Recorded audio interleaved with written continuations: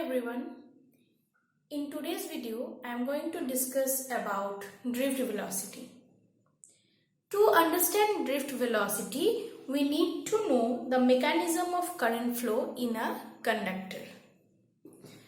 Now, suppose this is a conductor and we all know that electrons, suppose in a conductor, these are the positive ions. Okay, and we know that electrons in a conductor are the charge carriers. Electrons flow, suppose these dots are the electrons.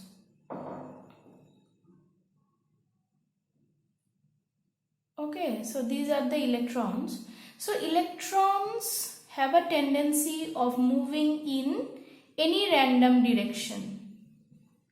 Okay, so in a conductor, electrons have a tendency of flowing in any possible direction with a particular velocity. Suppose each electron moves with a velocity u, which is known as a thermal velocity. So electrons have a tendency of moving with thermal velocities in any direction. Now, since they don't have any particular direction of moving, so what happens is that the net u or net thermal velocity of the electrons in a conductor is 0, because so the number of electrons moving in a particular direction, you will get the same number of electrons moving in the opposite directions, and so the overall velocity gets cancelled.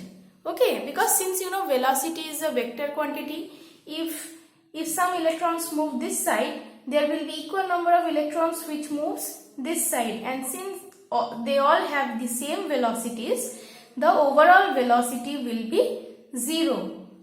So the net thermal energy, the net thermal velocity with which the electrons move is 0. But suppose you place this conductor in a external electric field. So you place this conductor in an external electric field, then what will happen? So till now electrons have been moving randomly, but now as you attach it with a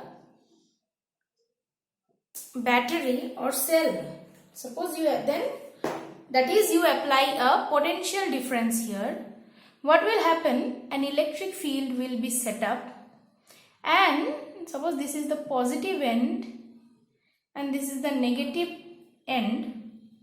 So the electric field will be from the positive to the negative end, as you know, and the direction of electrons will be opposite to the direction of electric field. So till now electrons have been moving in random directions, but as soon as the electric field is applied to the conductor, electrons will start moving in a particular direction. And what is this direction? This direction is opposite to the direction of electric field. That is, it will move in one particular direction, that is opposite to the direction of electric field. Because electrons move from negative to the positive end, and electric field is from positive to the negative end. Why positive end? So this is attached to the positive terminal, so it is a high potential, and this is attached to the negative potential, so this is a lower potential. So electrons start moving. So now also you will see that electrons move with a velocity, but now as electric field is applied, each electron will experience a force. Okay, will experience a force. suppose F equals to QE. We know the formula of F is QE. So here Q is minus E. So here you can say F equals to small e into capital E. Now this electron's charge is negative, so electrons will move opposite to the direction of field, that is force is in the opposite direction of the field, and so electrons are moving in this direction. Now as each electron experiences a force, what will happen? The electrons will again accelerate, okay, in the direction of the field. We all know that when force is applied, a body accelerates. So acceleration, so each electron will accelerate. So acceleration on each electron will be, so acceleration is F by m. M is mass of each electron. So we can write minus E into capital E by m. This is our acceleration.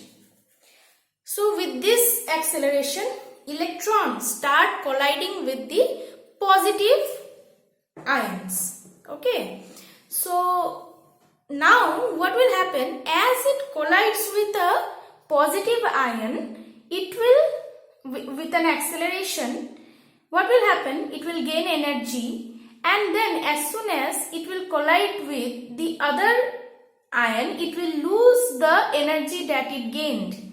Again, then this process will keep on continuing, and finally the velocity of the electrons will reach a steady value, and this steady value of velocity is known as drift velocity. So electrons, as it acts, so let us generalize it. So electrons have a thermal velocity u, suppose each electron, then it accelerates for some time and it collides with the positive ions and it gains a new velocity, suppose let it be v, and again what happens? After some time it loses this energy and again undergoes collision, again gains energy and again loses it after some time. So this process will go on and finally it will gain a steady velocity known as drift velocity. So suppose it attains a velocity v, each electron attains a velocity, suppose this is v1 for electron 1, suppose it attains a velocity v1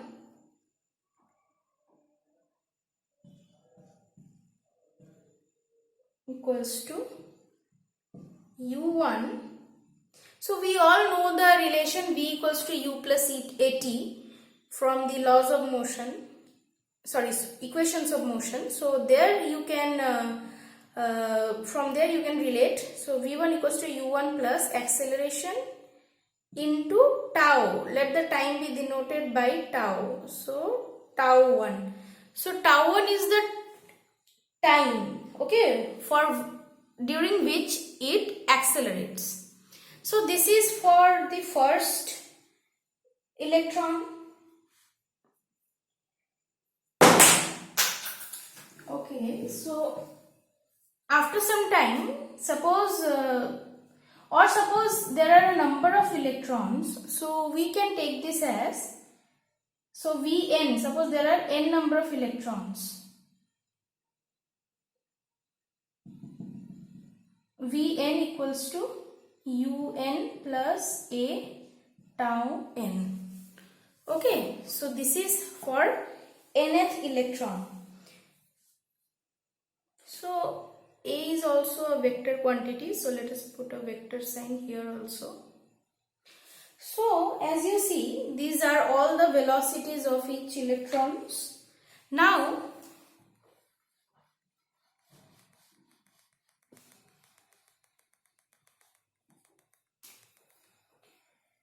so average velocity of n electrons will be given by Vd equals to, so you have to take into account all the velocities till Vn whole divided by n. N is the total number of electrons, and so you take the individual value A into tau 1 U2 tau 2 plus A UN plus A tau n whole divided by n. So now you segregate the U's. So all the thermal velocities are separated.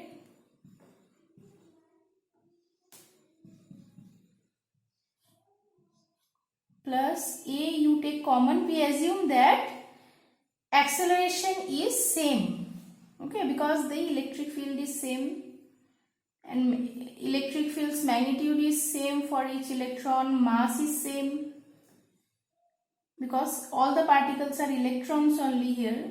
So A's are common. Now tau 1 plus dot dot dot tau n by n. Okay, so what you will get, this is 0. Okay, because this is the net, this is what, net U. Okay, net thermal velocities, which is equals to 0, which I mentioned earlier. Okay, net U, because that is the average velocities of all the thermal electrons, all the electrons moving with thermal velocities U, plus, so let us consider it to be A into tau, where tau is tau 1 plus tau 2 plus dot dot dot tau n, and this is known as relaxation time. Relaxation time. Okay, it is what is now, what is the meaning of relaxation time? Relaxation time is the time interval of electrons between two successive collisions.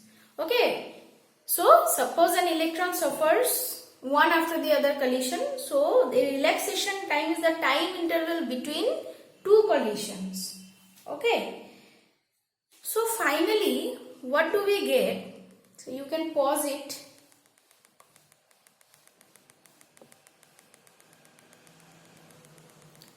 So let us pause, and we get Vd equals to A tau. Okay, now A tau can also be written as A is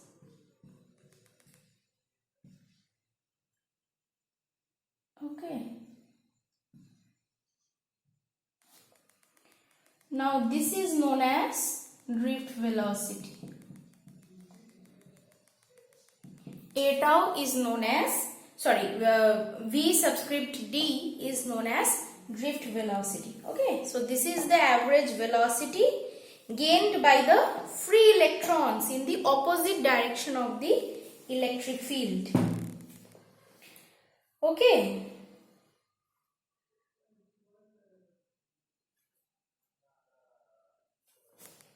So we can again repeat what happened.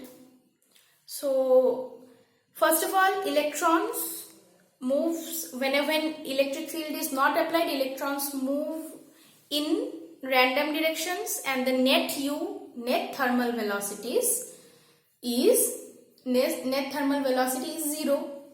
Okay, that is net U equals to 0. But when an electric field is applied, all the electrons move in one particular direction. Okay, so what happens is that when they move in one particular direction, and due to this electric field, what happens, they also experience a force whose direction is opposite to the direction of electric field. So all the electrons are aligned in this direction. They follow this direction opposite to the electric field. Now as they move, they suffer collisions with the positive ions.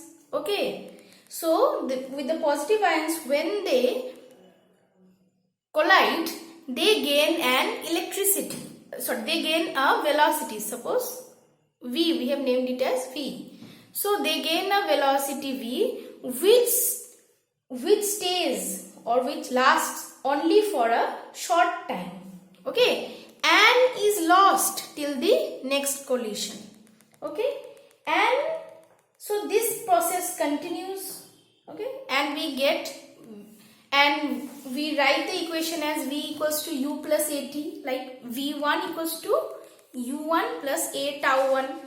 Okay, because when an electron collides, before that it has some amount of thermal energy.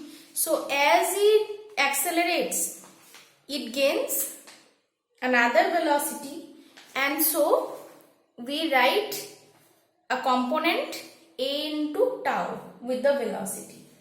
Okay, so then what happens, we take the velocities for all the electrons, and some of the terms gets omitted, and finally we are left with v subscript d, or drift velocity, equals to a into tau, or a we can write it as small e into capital E by m into tau.